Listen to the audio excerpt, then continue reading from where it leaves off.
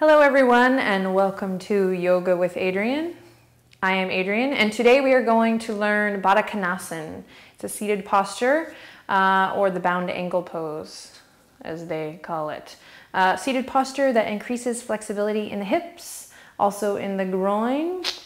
And then we're also going to take it down onto our backs and learn Supta Baddha Konasana, which is a reclined version, which is super yummy. So let's get started.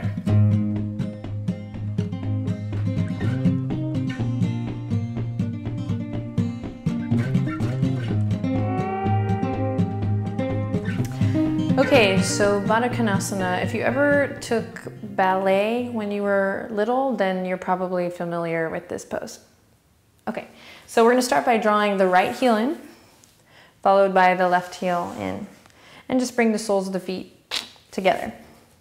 And then same thing, if we want to lift the hips, we can on a blanket or a block or a bolster or a pillow or a book or a newspaper roll.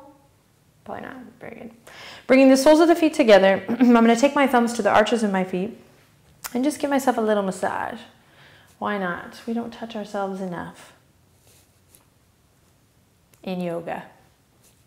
Okay, so just giving myself a little bit of stimulation on the feet, on the arches of the feet, opening my feet, maybe like a book here.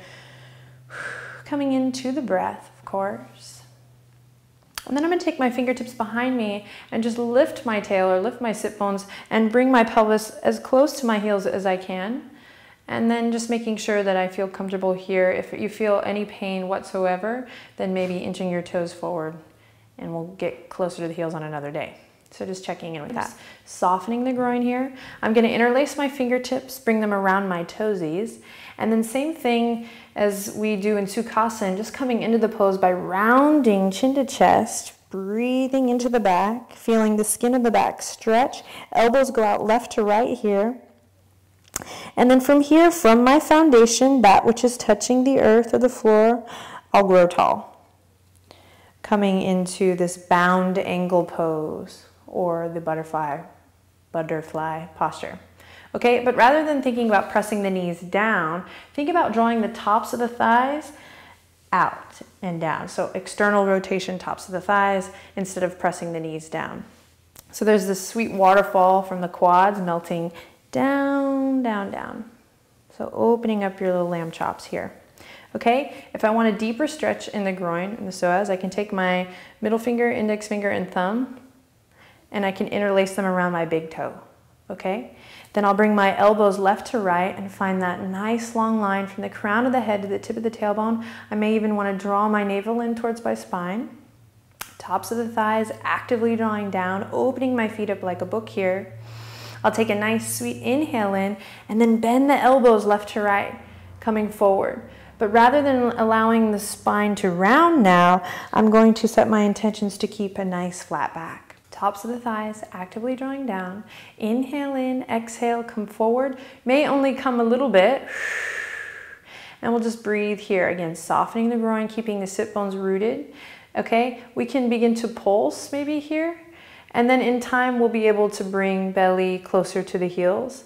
But I think it's important to stay connected to that danda, or that staff, this nice long line from the crown of the head to the tip of the tailbone, rather than forcing ourselves into the pose.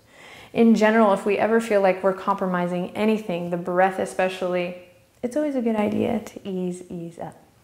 Okay, so here we are in butterfly posture or bound ankle pose. 5 to 10 breaths, pulling the elbows left to right and coming forward if that feels yummy.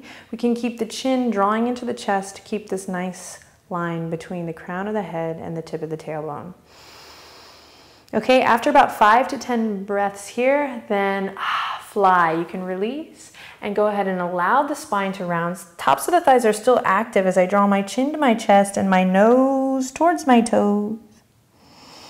Breathing. Drawing the navel in. Then when I feel satisfied here, I'll come back to that flat back position, extending through the crown of the head, drawing the shoulders away from the ears. And then tops of the thighs draw out and down as I come back up to seated. Okay, I want to do the same pose 6 months from now and see if my hips have opened up anymore, because I'm going to be practicing more regularly. So you should do it too. Okay, now I want to take it to the back. Okay, same pose, Baddha Konasana, but we're going to recline it, Supta Baddha Konasana. So we'll grab 2 blocks and come to lie flat on our back. Or if you don't have blocks, just come to lie flat on your back. Okay. Okie doke, so Supta Baddha Konasana, we're going to take it to a nice, yummy variation or modification by coming flat onto our backs. And why don't we go ahead and hug the knees into the chest just for a second here, wrapping the arms around the shins, around the legs, crawling the shoulders down, just rock a little side to side. Give yourself a little massage in the lower back and the kidneys. You can even take the knees in a circle if that feels good. Okay, then we'll relax the shoulders and the elbows down. And then I'll bring the soles of my feet to the earth.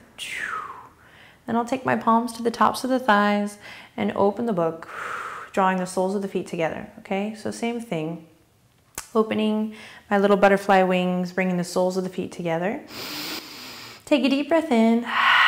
As you exhale, release the weight of the body completely and fully into the mat. So Supta Baddha Konasana, reclined Baddha Konasana, is a restorative posture. So we definitely want to take the time to exhale. I just thought of waiting to exhale. I have never made that joke in yoga before. I will, but not today. So I'm going to relax with the exhale. Then see if I can maybe crawl my heels up towards my root, maybe just a little bit more.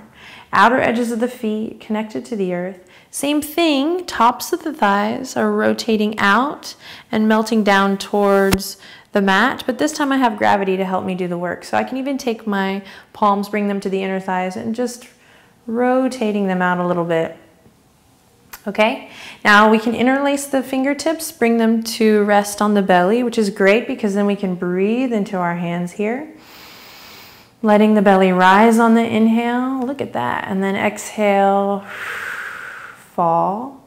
I love bringing my palms to my belly sometimes when I want to tap into my breath, because I can actually use it as a guideline or a visual image of inhaling, allowing my belly to let my hands rise, and then on the exhale,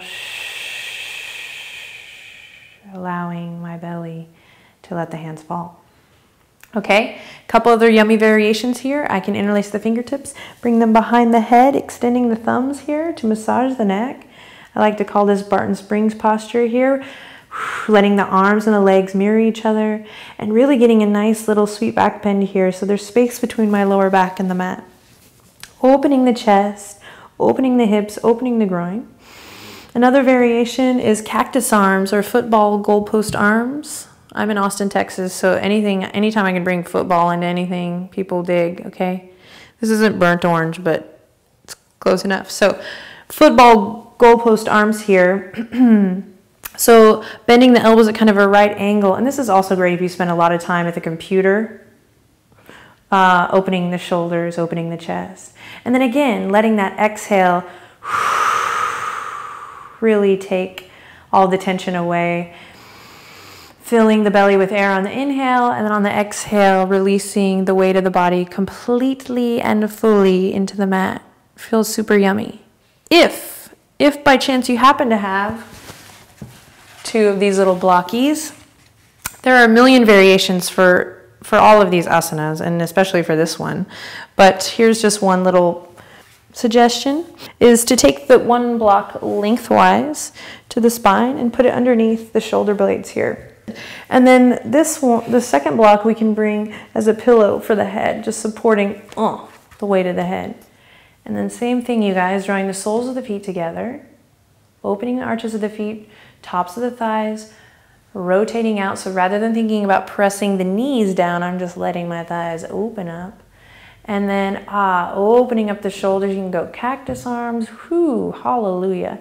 You can just go open palms, interlacing the fingertips, whatever feels good for you. Then close the eyes and relax here. Supta Baddha Konasana. Super yummy. Okay, so that was another basic posture, Baddha Konasana or bound angle pose. And then we also took it on our backs, Supta Baddha Konasana or reclined bound angle pose. And you can enjoy that while you watch TV. Get off the sofa, improve that posture, open your hips, your groin, and do some butterfly while you watch television. I'm not judging you for watching television. I'm just saying you could do this pose while you watch it if you wanted to. Okay, thanks guys. If you have any questions or comments, or you want to talk about how judgmental I am for people who watch TV, I watch TV too, then please leave it in the comment box. And if you haven't already subscribed to the channel, please do, and visit Yoga with Adriene for a lot more. Thanks you guys. Namaste.